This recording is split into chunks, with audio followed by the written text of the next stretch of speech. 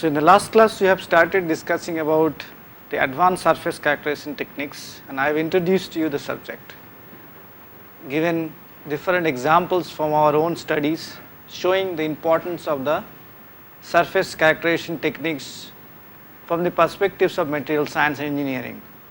So we need to now go into details of each of these techniques. The first one which we will discuss is X-ray photoelectron spectroscopy, or what is known as XPS in the literature. Many of these slides which I am going to show you can be actually seen in this first book, which is by Terry Burr and published in 1994, but in the encyclopedia also you can get a lot of information. First one is, what is XPS? XPS, as I said, it is known as X-ray photoelectron spectroscopy. That means you have X-ray source and photoelectron as the output. That's very clear, is it not? So what is actually done? As you know, photoelectric effect was discovered long back, almost like 90 years back by Sir Albert Einstein, and he received Nobel Prize because of this discovery. In the photoelectric effect, normally if a photon of certain energy, suppose h nu, falls on a photoelectrically sensitive material, the photoelectricity is generated because of the production of electrons.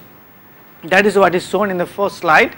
You see there is a light source with energy of the photon quanta, which is coming as energy of h nu, and this can actually eject out electrons from the photoactive elements, and that can produce electricity.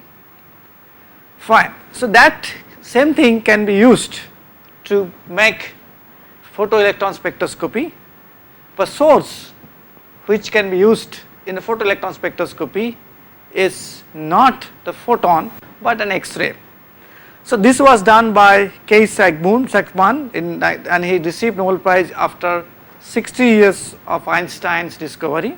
Both of these two scientists are from Germany, and Sackman received Nobel Prize in 1981 for the discovery of this. So what is done here?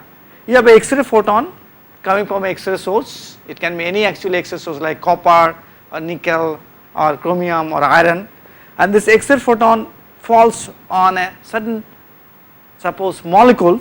Here is an oxygen or certain atom, actually oxygen atom, and then because of its high energy it ejects one electron from the inner cell, that is 1s cell of the oxygen atom, and this electron comes out. This electron is basically oxygen 1 electron, photo ejected electron, and we can use this electron to study different kinds of behavior, different kinds of aspects of this spectroscopy. That is what is the basic principle of the technique in a nutshell, what I can say you. So, and as I said in the last class also, this is known as ESCA, electron spectroscopy for chemical analysis, but it has different acronyms like XPS, X-ray photoelectron spectroscopy, or UPS if you use ultraviolet as a source of energy, ultraviolet photoelectron spectroscopy, or you can use a photo light like photo, so which can lead to emission of electrons, then it is called a photo emission spectroscopy. But we are going to discuss these two mainly. So we are not going to discuss what will happen if you use ultraviolet or photon light actually and then produce spectroscopy. Well, what is actually the process? What is actually the analytical methods? Let us show it in terms of energy diagrams. What I am showing here is basically energy levels of certain atom. You can see 1s, 2s, 2p, 3s like that. So 1s has 2 electrons, 2s has 2 electrons, and then 2p has 6 electrons in the shells. So then you have 3s which is unfilled, and then you have valence band. After that you have a Fermi level. So, and below Fermi level actually all the specified levels of the energy levels are occupied by atoms, electrons sorry, and then you have EV, at a higher level, then basically EF by difference of phi is known as work function, as you know that from the Einstein's theory. So this is what is called kinetic energy, this is what is called binding energy.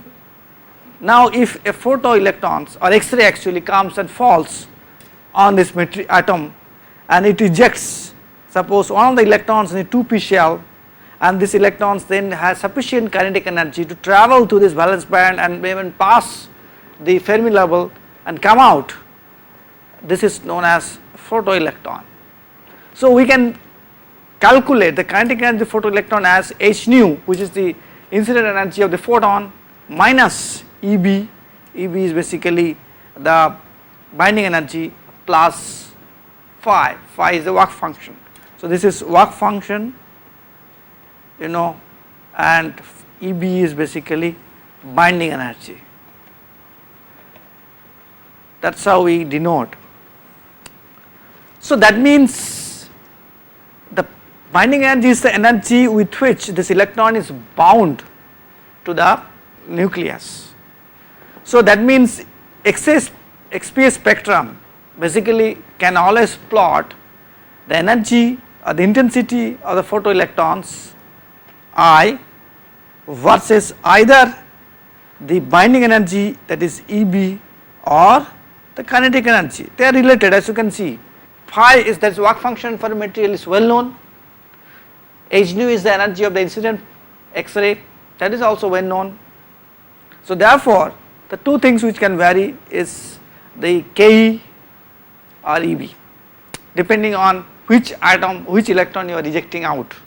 So that is why the XPS plots basically will be intensity versus either EB, that is the binding energy, or kinetic energy. That is how the plots are made. Now what all we can do with this? This is basically the principle which I told you, that is how things are actually happening inside a material. And as you know, why it is called surface characterization tool, as you know, this electron, photoelectron which is coming out from the sample will have energies, something kinetic energy not very high. So therefore if it is ejected deep inside the sample, then this electron may not be able to come out from the sample surface and we cannot analyze. That is why we use surface actually characterization, this technique is used for surface characterization tool. Now what all we can do? We can do elemental identification, obviously, because we know what is the exact energy of the electron which is coming out. So we can categorically say which element is present. We can actually even tell chemical state of the element, that is whether it is a oxidized, reduced, what kind of state it is, or it is a neutral. We can actually measure the electric composition of the constituent in the surface region, and we can actually obtain valence band structure. In fact nowadays we can actually do mapping of different elements present on the surface, in the surface. So therefore lot of things can be done in the XPS, that is why XPS is considered as a versatile tool. Now before I get inside into the other things of XPS, let me just explain a little bit about what is Auger, because Auger is also used in the purpose. Let us see what can be done in Auger. So this is what is this. The first picture is basically correspond to the XPS, as you see K electron, K's level L1, L2, 3m, then the Fermi level, then the vacuum level, that is EV, and these two are differentiated by work function.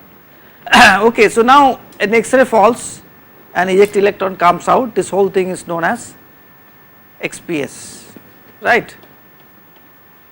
Now in this case the last picture, the last basically schematic diagram, what is happening?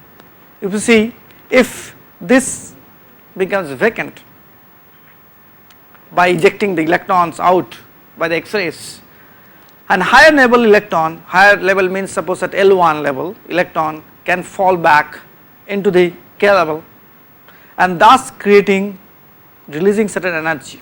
When this comes to this, some energy is released, and this energy then can be used to knock out an electron at a higher, much higher energy level, that is L23. This electron will have sufficient or little bit of kinetic energy, not as high as the XPS electron, X-ray photo ejected electron, but it will have certain energy. This electron is known as Auger electron. So therefore, in a nutshell, I can say Auger electron production is totally different from the X-ray photoelectrons spectroscopy.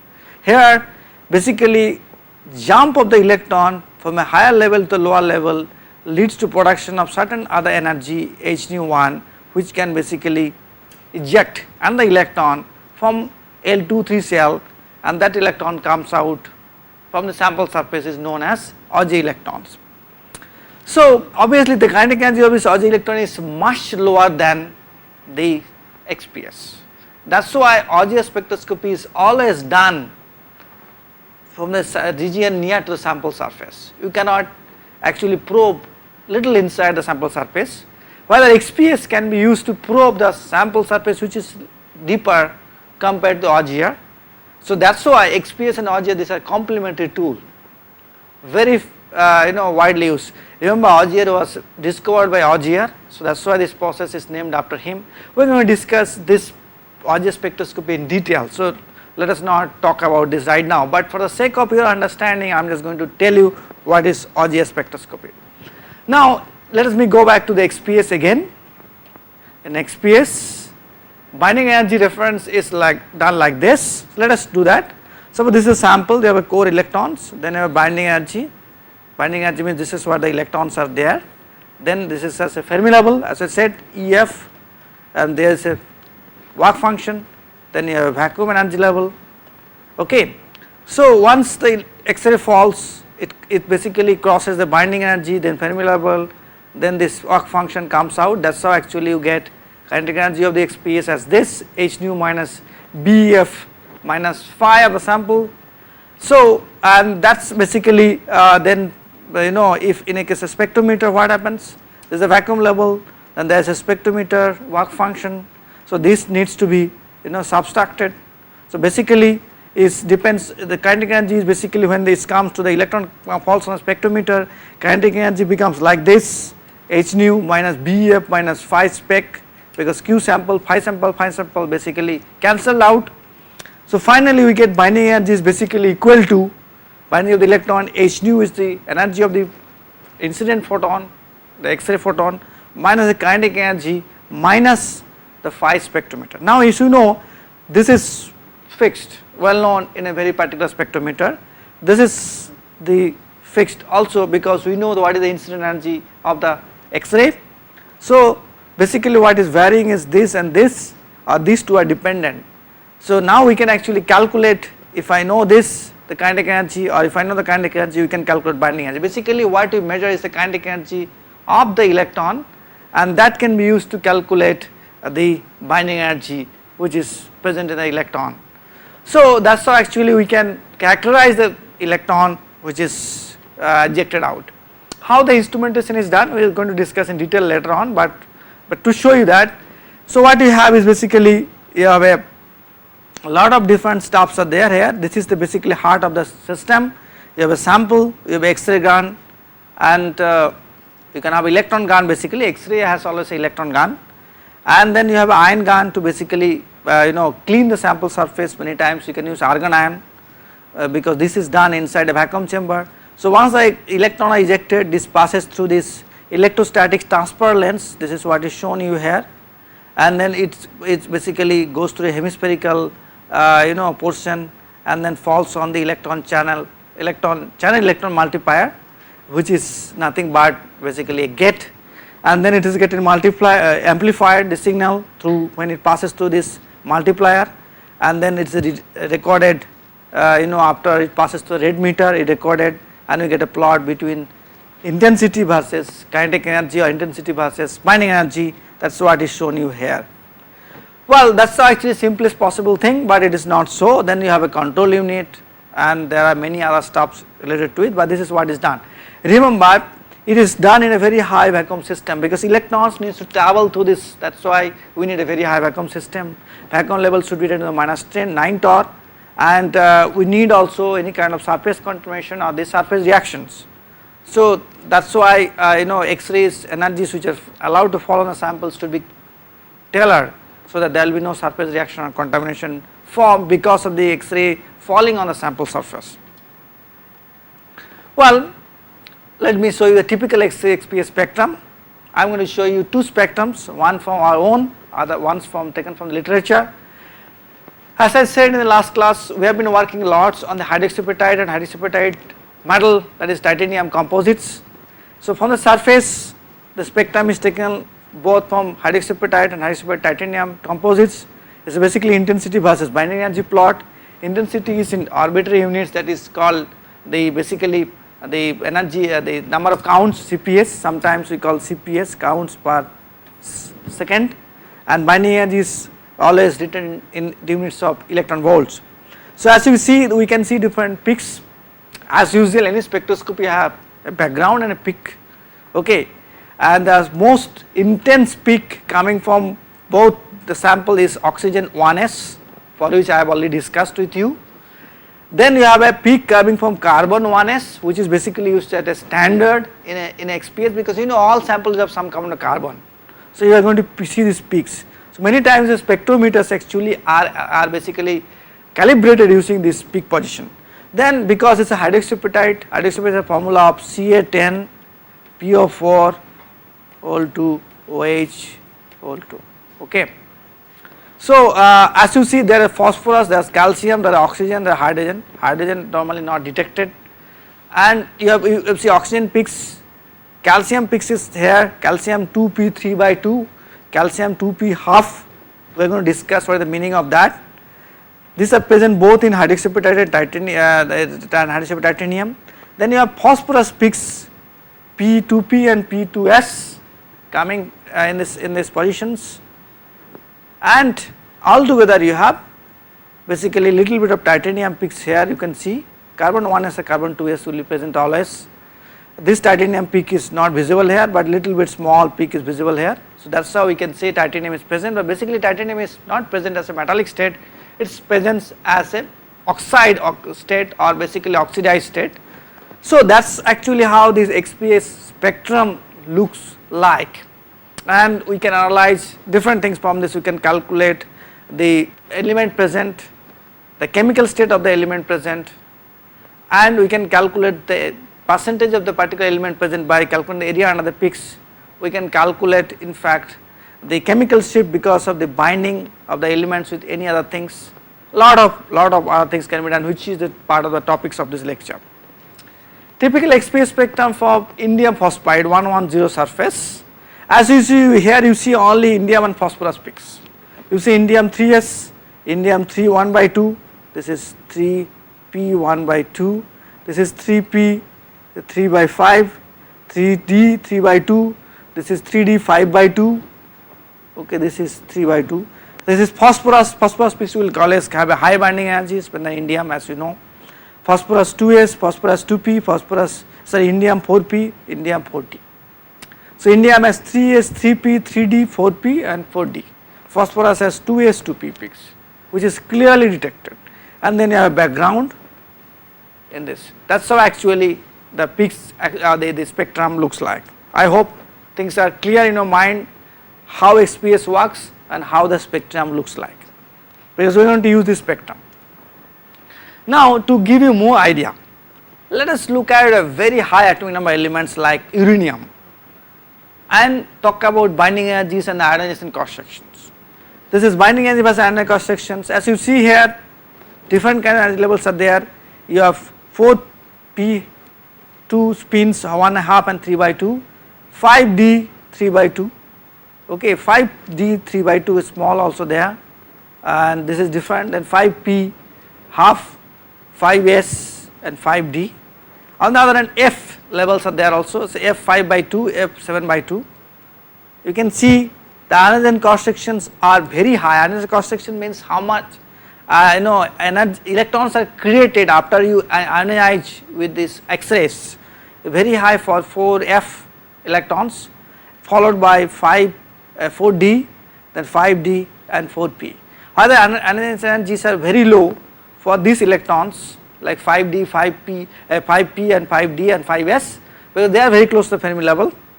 So that means the electron yield, photoelectron yield by X-rays, X-ray spectroscopy will depend on this ionization cross section. That means this will be higher for these energy levels for case of uranium than others. So that means we can do such a analysis for all elements and then figure out whether this actually happens in a particular system or not.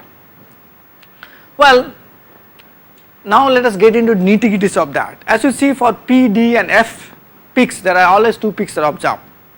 Here you see for gold 4D 3 by 2 and 4D 5 by 2. So please, I mean D peaks are actually comes as a doublet. Separation between these 2 peaks are named as a spin orbital splitting. The values of the spin orbital splitting of a core level of an electron in different compounds are nearly same. You must remember this is very important. That means values of the spin orbital splitting, this is the spin orbital splitting value, this is for a core level electron in different compounds are nearly same.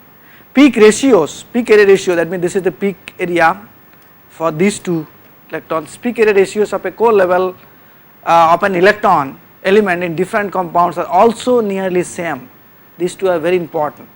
Now I have not discussed what is the spin orbital splitting, I am going to do that, but this is what we observe and we have seen some of these patterns. The spin orbital splitting and the peak area ratios assist in elemental identification. Okay, now let us look at what is it. What is spin orbital splitting? This is first to tell you how actually done. Electron has a up spin or down spin. It is half, minus half, plus half. So what do you do here? Basically use something known as ALS coupling. We don't use only S. As you know, the principal quantum number N, L, S, all these things you are very aware of it. So L and S actually talks about the spin of the electrons. So here we are using L and S coupling. So this number J is what is this number 3 by 2, 1 by 2 is basically L plus minus S. As you know, S can be either plus half or minus half depending on the spin. So if you have this kind of situations, one up and down, so one is up is called plus half, down is called minus half. So in this case when it is up, it is basically J equal to L plus half. If it is down, it is J is equal to L minus half. Okay. So first one, the way peaks are noticed is first is the principal quantum number 2p. Okay. As you know, 1, 1s, 2s, 2p, 3s, 4p, that is how the principal quantum number actually goes. So first digit in the peak notation is corresponds to n, the principal quantum n. Second one corresponds to L, the magnetic quantum number, that is P, S, D, F, there are 4 sets as you know, and so that means S is equal to what? Is basically S is equal to 0, P equal to 1, D is equal to 3, F equal to 3, D equal to 2, F equal to 3. So that means P is equal to 1. So it is 2 corresponding to n, principal quantum number n, P corresponds to what? 1. Then if it is 1 plus half, that is the electron is up spin, then it is positive, so it has become 1 plus half equal to 3 by 2, correct. So that is what is shown here. When L equal to 1, that is for P cells, either it is P 1 by half or P 3 by half. If it is P 1 by half, that means P 1 minus half, 1 is basically L and minus half is basically down spin. So that is what is that, and then here it is P 1 plus 1 half, that is 3 by 2. So 1 is corresponding to the L, P equal to 1, that is this magnetic quantum number, azimuthal quantum number, not magnetic quantum number, sorry, azimuthal quantum number, and half is basically coming from up spin. So it has been found that area ratios, that is what have been discussed, of these 2 peaks will be 1:2. That means 3 by 2 will be double area, having double area than the 2. Now D, will D correspond to L equal to 2, right. So if L equal to 2, so that means D, it will be 2 minus half, that is D 3 by 2, where minus half is corresponding to down spin, right, and otherwise it will be 2 plus half, then half plus half corresponding to up spin. This is how actually we are designating area ratios of these 2 spin orbital splitting is 2:3, and then F correspond to L equal to 3. So L equal to 1 for P, L equal to 2 for L, PD, and L equal to 3 for F. So as you see, 3 minus half will be 5.5. So that becomes downspin electron, and 3 plus half will be 7/2. That will upspin electron. Area ratios of these two peaks after splitting will be 3:4. So in a nutshell, this slide is, that's why it's very important for you to understand. In a nutshell, we can actually obtain spin orbital splitting information in XPS, and this is how things are designated.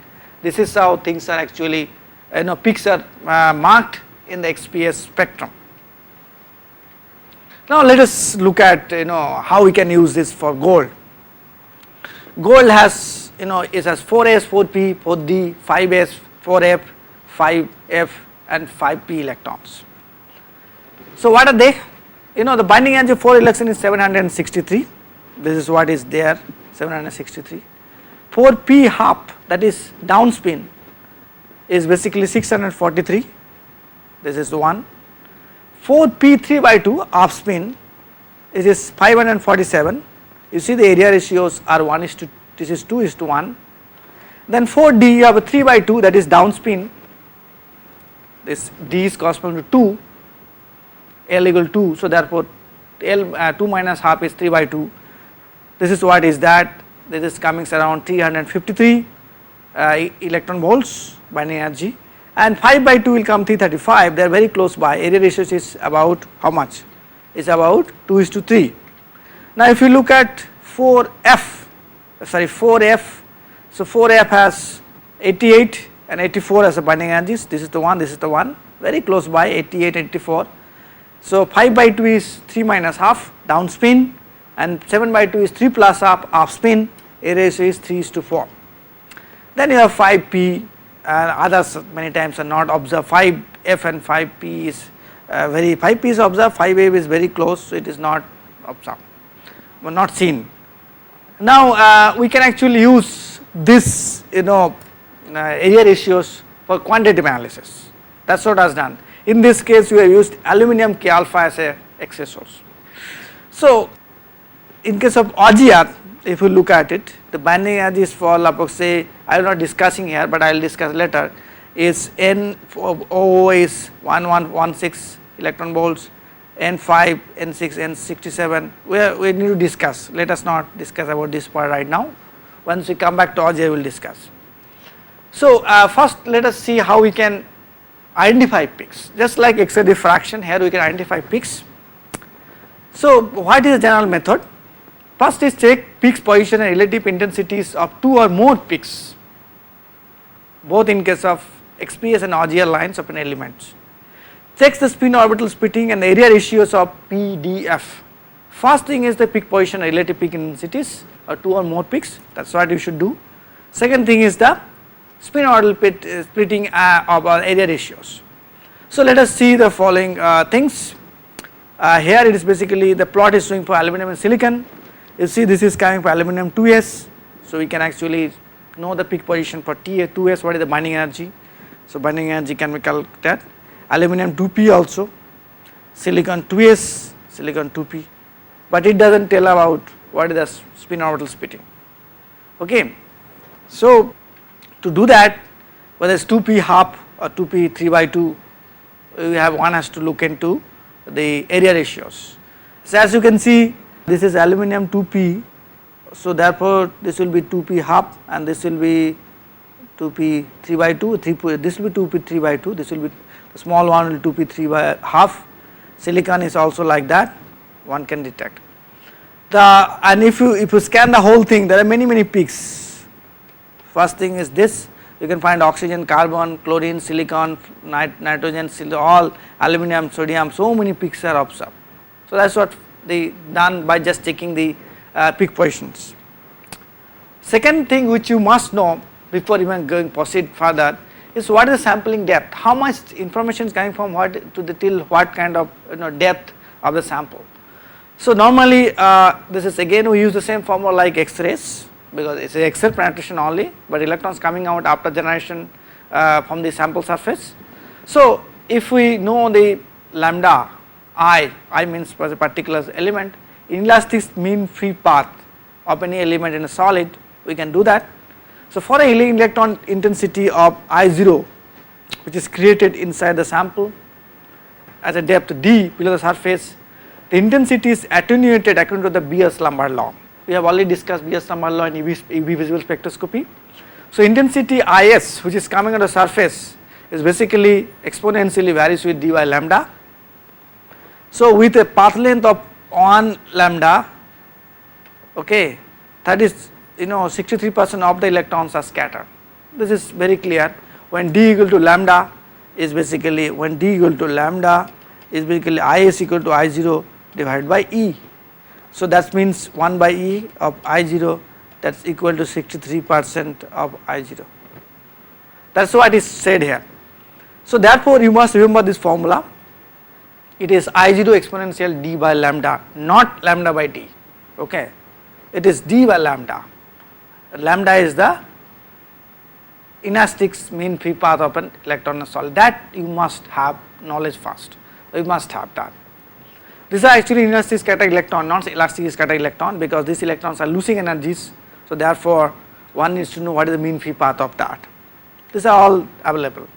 Sampling depth is identified as the depth from which 95% of all photoelectrons are scattered by the time they reach the surface, correct. So it is the depth from which 95% of all the photoelectrons are scattered by the time they reach the surface. So more lambdas are in the range of 1 to 3.5 nanometer for aluminum K radiation. So sampling depth at 3 lambda for XPS under this condition is about 3 to 10 nanometers. That's pretty small, about 100 Armstrong depth. You cannot get more than that. So if you have monolayer of 30 Armstrong, okay, this is how I actually get, this is the depth in nanometers electromagnetic energy. As you see here, depth is very high, this is 100, this is 1000.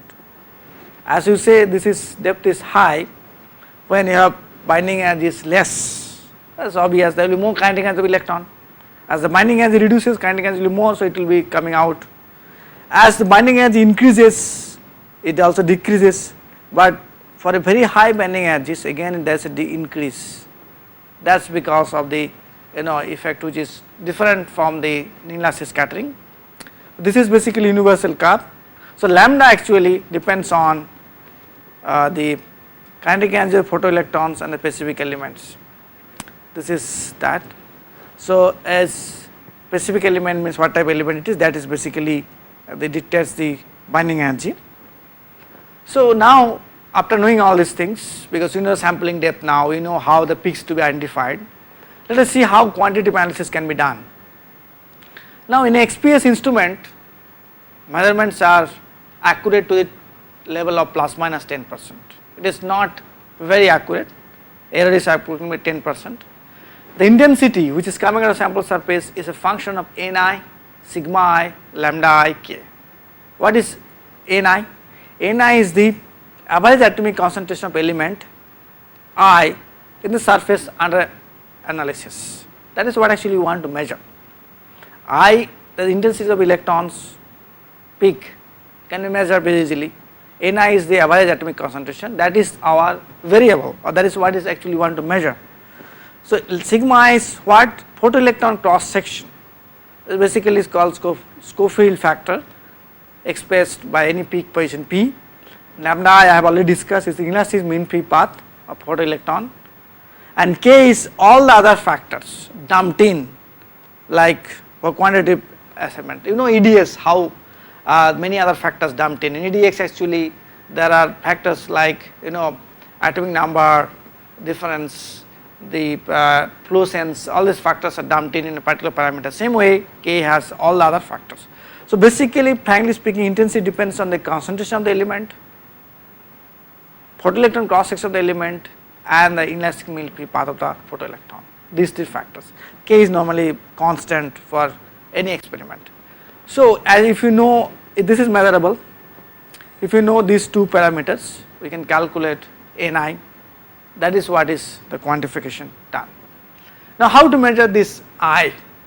That's what actually errors comes in, and that actually propagates into the analysis.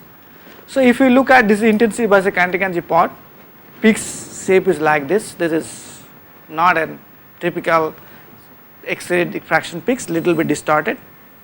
So one has to remove the background to calculate peak height. If you fit the background like this one, this is wrong. If you fit the background like this is also not best. The best one is to fit the background like this. That means background fitting is very important. So the standard measure on this sum instrument or full expression about the accuracy can be done if you have a standard, but reproducibility is always very high here for 2%. So worst cases in this measurement is this, best one is this, these are the middle. That's why actually the human error comes into picture, because it depends on how the measurement of the area depends on how you perceive the peak. Second important thing which one needs to consider for measurements of this quantum measurement is called transmission function, which is basically related to the detector efficiency. So this is nothing but detection efficiency of an electron energy analyzer, which is a function of electron energy. Transmission function depends on parameters of the electron energy analyzer such as pass energy. To give you an idea, if you have a pass energy of 80 electron volts, and this is the the energies of the beam current, and this is done for gold after sputtering. As you see, the peak height here is this much, but when you have a pass energy of 20 electron volts, peak height is this much. So that means the peak height or the area under peaks get affected by the pass energy. Pass energy basically the energy which is used in the detector to energize to get to the electrons can be detected very easily. So this is what is basically dependent on the machine. So but you must have a knowledge about that. Normally these are all very fixed quantity for a particular setup, but one must know what is pass energy, how it can be controlled to get a good peak position, peak of that.